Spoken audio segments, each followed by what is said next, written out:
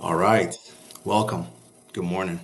Welcome to another episode of Talk Nerdy to Me. It's Monday, the 17th. Hope you all had a good weekend, everyone out there in the Rumbleverse. I got a couple of good ones here. Well, like I said, as our normal process goes with this show, we're just going to be short and sweet. We'll try to keep it quick. I could talk all day about this, so we'll just pick a couple of interesting ones, and we'll move on. All right. So without further ado, let's kick it off. Interpol. So we'll announce some good news every once in a while. Interpol led operation to take down Black Axe cybercrime organization. Um, Pretty interesting with this. So Interpol announced that they arrested 75 individuals as part of a coordinated global operation against the organized crime syndicate called Black Axe. Black Axe, so this was operating out of West Africa. Organized crime groups developed transnational networks defrauding victims of millions while channeling their profits into lavish lifestyles and other criminal activities, from drug trafficking to sexual exploitation. This is from the agency, a source at the agency. The law enforcement effort, um, it was codenamed Jackal, involved participants of Argentina, Australia, Ivory Coast, France, Germany, Ireland, Italy, Malaysia, Nigeria, Spain, South Africa, UAE, UK, and the US. So this was truly a global, sounds like a global effort to catch this group.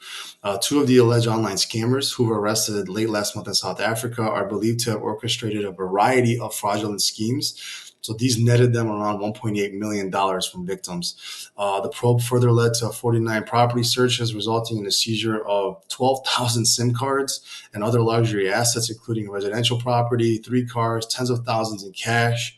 And they also intercepted 1.2 million euros within the suspects' bank accounts. Illicit financial funds are the lifeblood of transnational organizational crime, and we have witnessed how groups like Black Hacks will channel money gained from online financial schemes into other crime areas such as drugs and human trafficking. This is according to Stephen Kavanaugh from Interpol. So very interesting, pretty crazy. I'm curious as to how they tracked all this down and actually were able to coordinate with that much personnel, that many agencies from across the globe. So very interesting with that one. Um, One more I'll cover today. Tata, some of you probably know them as they manufacture. This is an Indian company. They manufacture cars. They're mostly known for that, but they also have they actually have a power company in India as well. So it's called Tata Power. Well, their infrastructure was hit by a cyber attack this past week.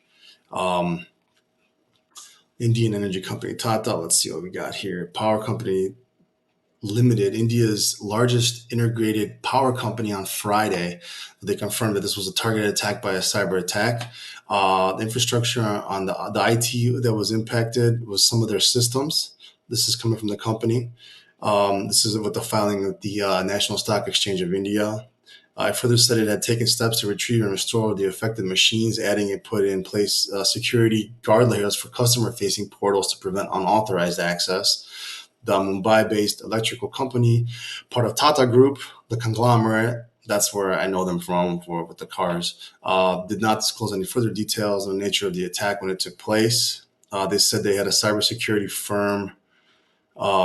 Let's see, recorded future in April disclosed attacks mounted by China. So I guess this is some other China linked terror group, according to this, because they're targeting Indian power grid and different types of organizations like telcos.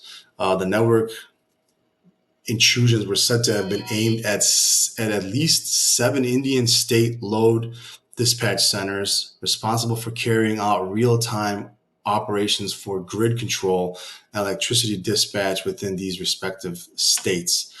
The attacks were attributed to an emerging threat cluster. Um, Record Future, which is a cybersecurity firm, it's tracking it under the name a Threat Activity Group.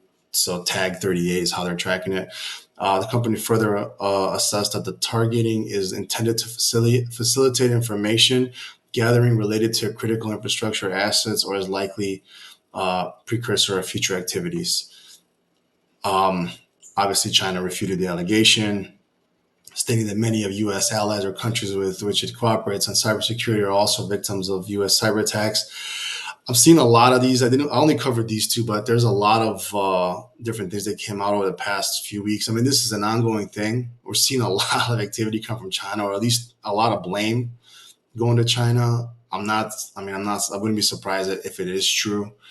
They seem to be getting into systems and just doing recon for months and months on end, and then trying to find the right time to strike. And they're targeting a lot of infrastructure, which is kind of scary. Um, Anyways, there's just a lot going on out there. We got to really start taking this stuff as serious as possible, especially small businesses. Small businesses are the most at risk. Um, that's why we work with our local communities here within Cinch. Um, Cinch IT, we've got locations throughout the U.S. I'm in the Arizona area. If anyone has any questions, anyways, you guys can post in the comments below. I'll be happy to get back to you. I'm gonna try to put more and more information out there, just educational stuff for you to be aware of. But if you're interested in doing a free risk assessment to at least get an understanding of what your risks are, give us a call. You can contact us on the site, www.cinchit.com. It's got all our information in there. There's a contact page.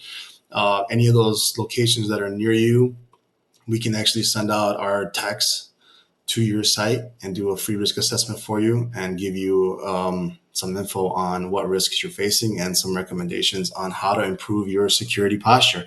So, other than that, any other questions that come up, I have all my contact info below. Any questions that you want answered on an upcoming video, I'll be happy to jump into that. I've had a couple comments from previous ones, so we'll try to do more educational stuff in here within this. Anyways, have a great week, everyone. Stay safe out there, and we'll talk soon. Take